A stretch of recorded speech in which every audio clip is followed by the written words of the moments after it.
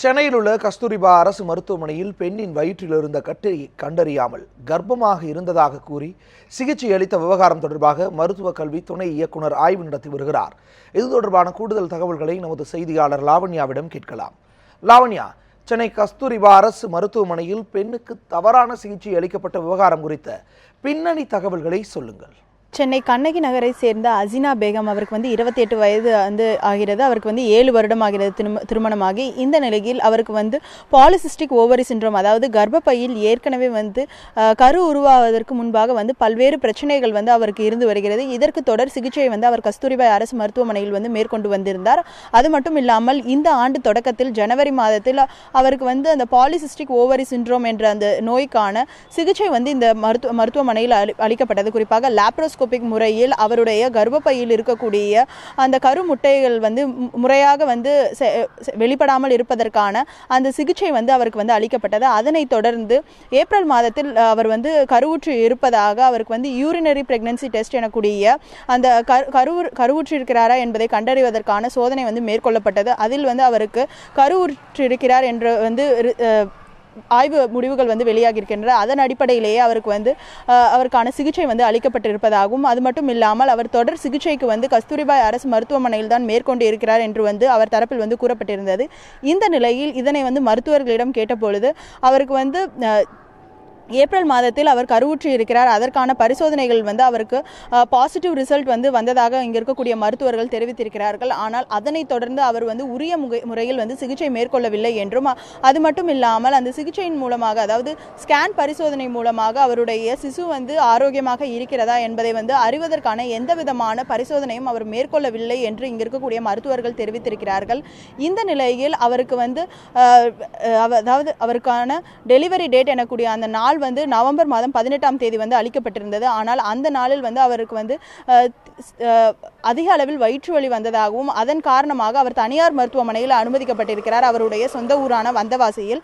ஆனால் அங்கு அவருடைய வயிற்றில் இருப்பது கர்ப்பமில்லை, கட்டி என்று மருத்துவர்கள் தெரிவித்திருக்கிறார்கள். அதனைத் தொடர்ந்து கஸ்தூரிபா அரசு மருத்துவமனைக்கு கடந்த ஞாயிற்றுக்கிழமை, அதாவது இந்த நேற்று இல்லாமல் அதற்கு முந்தின ஞாயிற்றுக்கிழமை அவர் இந்த கஸ்தூரிபா அரசு மருத்துவமனையில் அனுமதிக்கப்பட்டிருக்கிறார். அங்கும் அவருடைய வயிற்றில் இருப்பது கரு அல்ல, கட்டி என்று குறிப்பிட்டிருக்கிறார்கள். இதன் காரணமாக மிகுந்த மன உளைச்சலுக்கு தான் உள்ளானதாகவும், மேலும் இது தொடர்பாக மருத்துவர்கள் உரிய முறையில் விளக்கம் அளிக்க வேண்டும் என்றும் அசினா பேகம் குறிப்பிட்டிருந்தார். அதன் அடிப்படையில் அவருக்கு பல்வேறு சிகிச்சைகள், அதாவது அவருடைய கட்டியை நீக்குவதற்கான பல்வேறு சிகிச்சைகளை இங்கே இருக்கக்கூடிய மருத்துவர்கள் அளித்து வருகிறார்கள். அது மட்டும் இல்லாமல் அசினா பேகத்திற்கு வயிற்றில் இருக்கக்கூடிய அந்த கட்டியை நீக்குவதற்கான உரிய நடவடிக்கை மேற்கொள்ள வேண்டும் என்றும், அதே போன்று இந்த மெடிக்கல் நெக்லிஜென்ஸ் எனக்கூடிய மருத்துவர்களுடைய கவனக்குறைவால் ஏற்பட்டிருக்க இந்த தவறுக்கு அரசு உரிய விளக்கம் அளிக்க வேண்டும் என்றும் தேசிய மனித உரிமை ஆணையம் விளக்கம் கேட்டிருக்கிறது.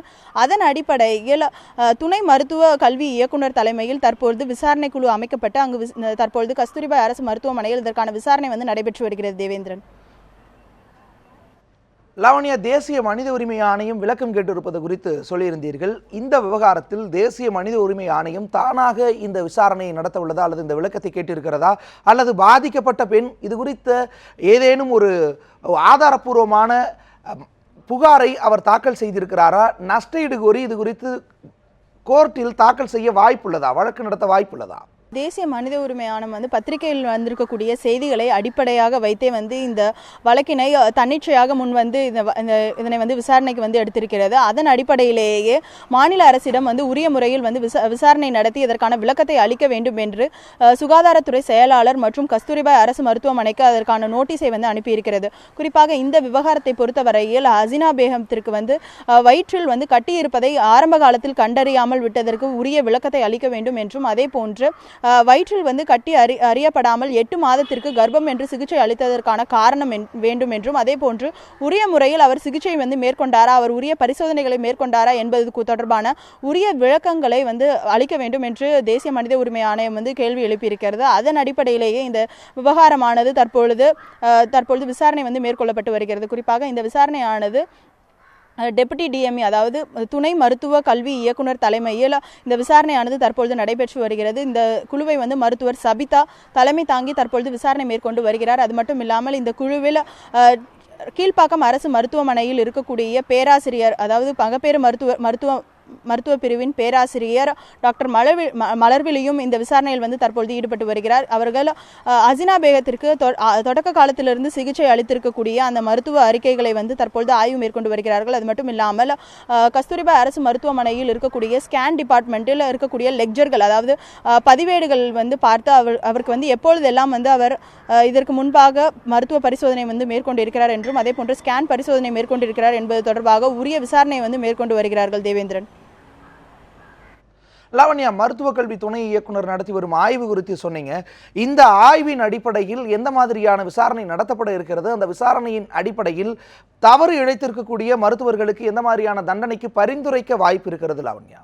இந்த விசாரணையை பொறுத்தவரையில் தற்பொழுது கஸ்தூரிபா அரசு மருத்துவமனையில் நடைபெற்று வருகிறது. இந்த விசாரணையில் தற்பொழுது மருத்துவர்களிடம் அதே போன்று துறை சார்ந்து அசினா பேகத்திற்கு சிகிச்சை அளித்திருக்கக்கூடிய மருத்துவர்கள், அதே போன்று ஸ்கேன் பதிவேட்டில் இருக்கக்கூடிய அவருடைய பெயர், அதே போன்று மருத்துவர்களுடைய கையொப்பம் இருக்கும். அதன் அடிப்படையில் எந்த மருத்துவர் அசினா பேகத்திற்கு சிகிச்சை அளித்தார் என்பது போன்ற விவரங்களை வந்து சேகரித்து வருகிறார்கள். இந்த விவரங்களை சேகரித்த பின்னர் அசினா பேகமிடம் இது தொடர்பான விசாரணை வந்து மேற்கொள்ளப்படும். அவர் உரிய முறையில் ஸ்கேன் மேற்கொண்டாரா, அதே போன்று கஸ்தூரிபா அரசு மருத்துவமனையில் அவர் வந்து ஆரம்ப காலத்திலிருந்து சிகிச்சை மேற்கொண்டு வந்தார். அவருக்கான ஒரு கையேடு வந்து அவர் கையில் வைத்திருப்பார். அந்த கையேடை வந்து உரிய முறையில் விசாரித்து அதில் வந்து எந்த மருத்துவர் கையொப்பமிட்டிருக்கிறார் என்பது தொடர்பாகவும் விசாரணை மேற்கொள்ளப்படும். அதே போன்று உரிய நாட்களில் அவர் சிகிச்சைக்கு வந்தாரா என்பது தொடர்பான அனைத்து விவரங்களையும் சேகரித்து அதற்கான விசாரணை வந்து தற்பொழுது நடைபெற்று வருகிறது. அவ்வாறு வந்து விசாரணை முடிந்து அதாவது மருத்துவர்கள் மீது தவறு இருக்கிறதா அல்லது அசினா பேகம் வந்து உரிய நேரத்தில் சிகிச்சைக்கும் அதே போன்று பரிசோதனைக்கும் வராமல் தவறிவிட்டாரா என்பது தொடர்பான விசாரணை வந்து முடிக்கப்பட்டு இந்த விசாரணை அறிக்கை வந்து அரசிடம் சமர்ப்பிக்கப்படும். அதன் பின்னரே வந்து துறை ரீதியான நடவடிக்கை எடுப்பதற்கான வாய்ப்பு இருக்கிறது. விசாரணை குழு வந்து நடவடிக்கை எடுப்பதற்கான வாய்ப்புகள் மிக குறைவு. அதே போன்று தற்பொழுது வந்து துணை டிஎம்இ, அதாவது துணை மருத்துவ கல்வி இயக்குனர் தலைமையில் தான் தற்பொழுது விசாரணை மேற்கொள்ளப்பட்டு வருகிறது. இந்த விசாரணை குழுவானது வந்து உரிய முறையில் வந்து விசாரணை முடித்த பிறகு மருத்துவ கல்வி இயக்குனரிடம் இந்த விசாரணை அறிக்கையை வந்து தாக்கல் செய்வார்கள். அதன் பிறகு வந்து இது அரசிடம் சமர்ப்பிக்கப்படும். அவ்வாறு அரசிடம் சமர்ப்பிக்கப்பட்ட பிறகு துறை ரீதியான நடவடிக்கை எடுக்கப்படும். குறிப்பாக துறை ரீதியான நடவடிக்கை என்னும் பட்சத்தில் அந்த மருத்துவர்கள் மீது தவறு இருந்தால் அந்த மருத்துவர்களுக்கு வந்து உரிய நோட்டீஸ் வந்து அளிக்கப்படும். அது மட்டும் இல்லாமல் பணியிடம் நீக்கம் செய்வதற்கான வாய்ப்புகளும் அதிகமாக இருக்கிறது. தேவேந்திரன்.